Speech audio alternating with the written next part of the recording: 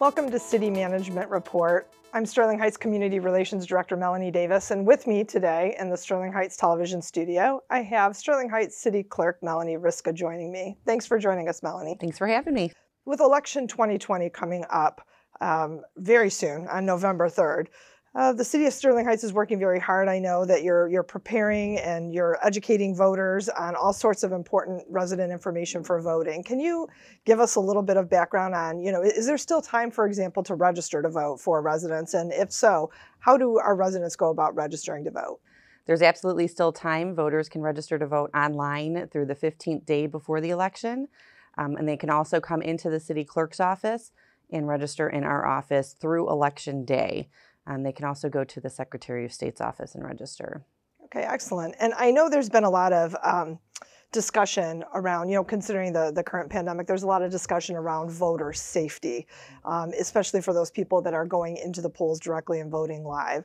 Can you share with our residents a little information about what safety protocols we have put in place to make sure that we keep our voters safe this year? So we want to keep all of our voters and our workers safe. We've provided to our workers masks, face shields, gloves, sanitation spray, hand sanitizer. So we have all of the necessary safety equipment in our precincts to make sure that our voters remain safe. And we are requiring masks in our precincts. So voters will, be safe in coming in and voting in person. Okay, so they have to bring a mask, obviously, with them to vote in person. Is there anything else that a person that's going to vote live at the polls would need to bring with them? They would also need to bring some photo ID. If they do not have photo ID on them, they are able to sign an affidavit, but we do encourage photo ID. Okay, so I know that there are still going to be people that may not be comfortable, going out if they're part of a vulnerable population.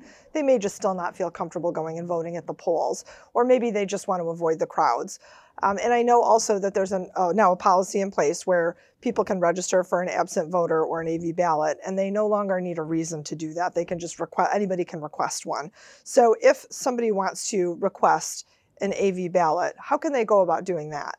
They can go online at mi.gov/vote. They can apply right online for an absent voter ballot as well as register. Or they can contact my office. They can email vote@sterling-heights.net, or they can come into our election center and apply for an AV ballot that way. Okay, pretty easy. And I know that AV ballots can be mailed back in through the Postal Service, but I have also heard that there is some concern about potential post office delays or postal delays in getting their ballot back. And I know that voters want to make sure that their ballot does reach us and that it is counted for the election. So how do you recommend, if somebody wants to use one of those AV ballots, how do you recommend them returning that ballot? I would highly encourage our voters to use one of our 7 drop box locations. We have 2 interior drop box locations, one here at City Hall and one at our election center, which is located at our senior center. And we have 5 exterior drop boxes, one in front of the police station and also one in front of fire stations 2, 3, 4, and 5.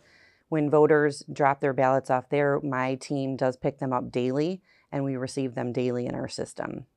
Okay, so it sounds like voters, they can drop them off until 8 p.m. on election day, right, in one of those drop boxes? That is correct. Okay, so it sounds like they can be confident that as long as they get that AV ballot into one of our drop boxes by 8 p.m. on election day, that we are going to receive it, it will be counted. But if they still have concerns, is there a way that a voter can track their ballot and make sure that it has been received? Yeah, so voters can go to mi.gov/vote and they can track their ballot. They can see when their application was received, when their ballot was issued and mailed, and then also when their ballot was received by my department. So any of those ballots that we pick up from the drop boxes, we will receive them within 36 hours. So it's an easy way for them to verify that their ballot has in fact been received. Received and counted. Excellent. So there's a lot to consider, obviously, for this very important election on November 3rd.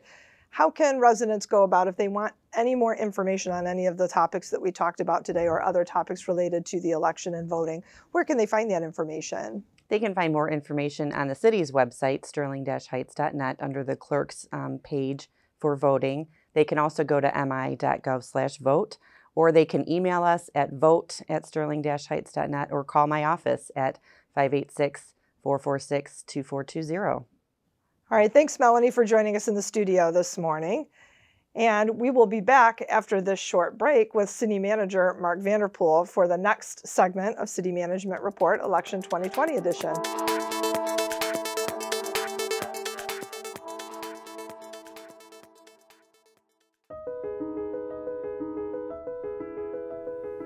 This fall, Sterling Heights residents will have an opportunity to shape the future of their local government. On Tuesday, November 3rd, voters will determine whether the city reduces the number of voter signatures required to run for mayor and city council, and whether the offices of mayor and city council move to 4-year terms through the 4 and 400 ballot proposals.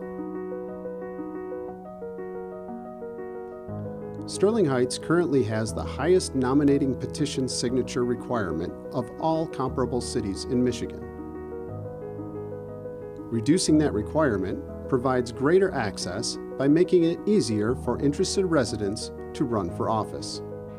Additionally, across comparably sized cities in Michigan and across the United States, a 4-year term for mayors and city councils is the norm. 4-year terms for our city could offer several advantages.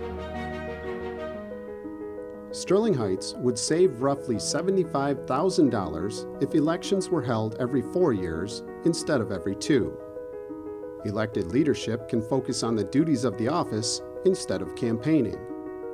And 4-year terms encourage sound, long-range planning instead of short-term results. Voters seeking more information on the city's 4 and 400 ballot proposals can visit the city's website at www.sterling-heights.net/4and400 or call Community Relations at 586-446-2470.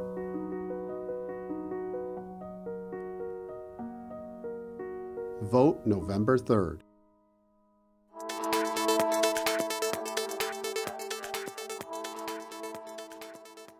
Welcome back to City Management Report, Election 2020 edition. I'm Sterling Heights Community Relations Director Melanie Davis, and with me today in the SHTV studio, I have City Manager Mark Vanderpool. Mark, thanks for joining us today. Glad to be here. Thank you. So we covered a lot of information about Election 2020 and the many ways that our residents can exercise their right to vote on November 3rd. But I understand that there are going to be a couple of ballot proposals on this year's ballot, and I was wondering if you could just share a little bit of background about those 2 ballot proposals that residents will see on their ballot this year.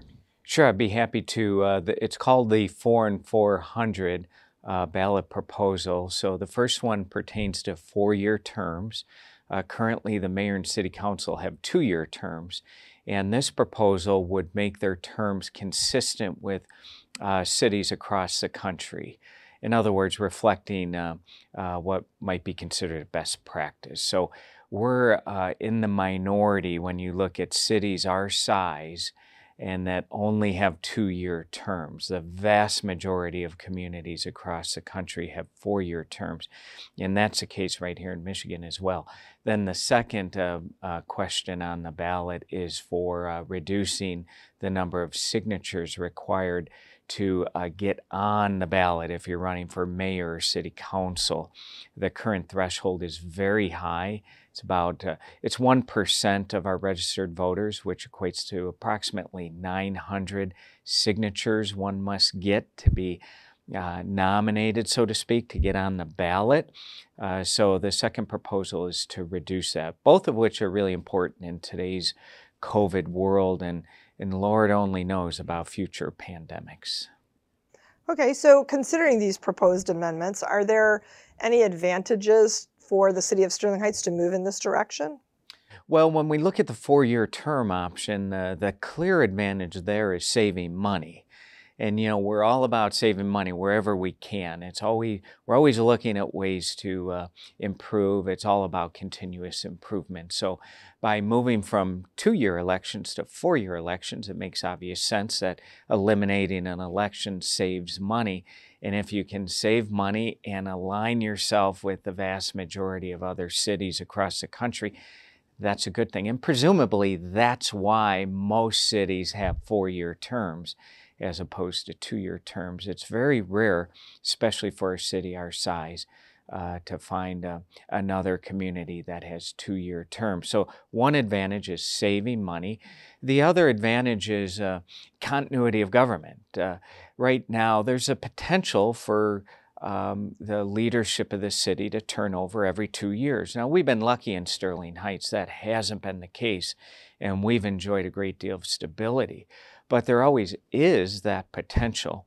And when we are working on plans, we're always looking ahead, not 2 years, but 5 years, 10 years. And in the case of our Visioning 2030 plan, we're looking ahead a decade or more. So we're all about long-range planning. And when we're working with individuals that are investing in the community, Lakeside is a great example.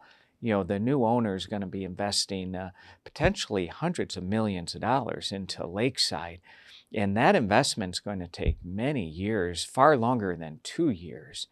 And projects like that and developers and stakeholders involved in those projects would certainly be a little nervous if they knew that the potential for the government to turn over every 2 years could affect their project in some way, shape, or form. Sure. So there's many benefits to a 4-year term. It also enables city council members, whether it's the current members or future members, to focus on the job at hand. With 2-year terms, you're always in an election mode. And it's just the nature of the beast when you're talking about re-elections. You have to campaign to be reelected. That's not a criticism of past council members and mayors or current or future members. It's just the nature of the beast. You have to campaign. And to be doing that every other year really detracts from the work that's really needed. So for all those reasons, 4-year terms are implemented by a vast majority of communities.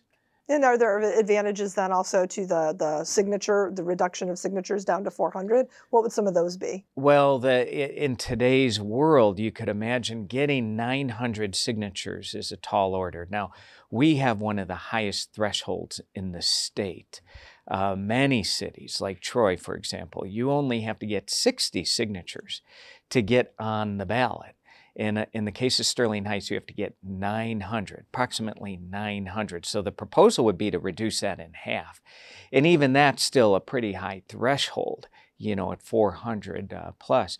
So the idea now is to reduce the number of signatures required. And that creates a safer environment, especially in this COVID environment. And again, this isn't going away anytime soon. We're going to have to be practicing the CDC guidelines for certainly at least the next year, more than likely forevermore. I mean, this is a transformative time that we're going through right now. And some of these safety protocols may be in place for many years to come. So it would make sense that we, for safety purposes alone, would try to reduce the number of touch points. So going from 900 to approximately 400, creates an environment that's far more safe. And the same can be said going from 2-year terms to 4-year terms. Having fewer elections in today's world obviously creates a more safe environment as well. Correct. So it sounds like if these amendments got approved, that they would bring us in alignment with some of the best practices in other communities, not only of our size, but other communities across the state and nation, correct? Exactly. I mean, if we focus just in in Michigan alone, some of the communities our size that have 4-year terms include Warren, Ann Arbor, Farmington Hills, Grand Rapids, and Lansing, and Troy, and so on. So there's, again, the vast majority have 4-year terms. So we're not blazing a new trail here. In fact, we are not we're anything but on the leading edge with this practice. So we're trying to really play catch up here and get in line with what is considered a best practice. Awesome. And so it also sounds like, in terms of safety and public health, in essence, what we're saying is the fewer ballots that are processed, the fewer signatures that are required, that just translates to a safer environment for our resident voters. Well, that's exactly right, Melanie. I mean, think about a local election. Unfortunately, in local elections, you don't have the high voter turnout that you'd have in a presidential election. But even so, in a local election, we have at least, 20,000 people that come out to vote. And whether you're doing that by absentee ballot or actually going to the poll, there's still a lot of touch points. You have to fill out your ballot. You either have to drop it off, you come in contact with individuals, or if you're going to the poll, there's obvious touch points there. So, eliminating the potential of 20,000 touch points in 2-year elections and moving that to 4-year elections, it's obvious that creates a more safe environment. But there's other reasons as well, which we talked about, that create the need to move to 4-year terms, or at least consider that. It's ultimately up to the voters. Sure. So if these were approved, these proposed amendments, when would they take effect? So they would take effect in the case of the nominating signatures really right away, because you can start getting signatures now for the next local election, which is November 2021.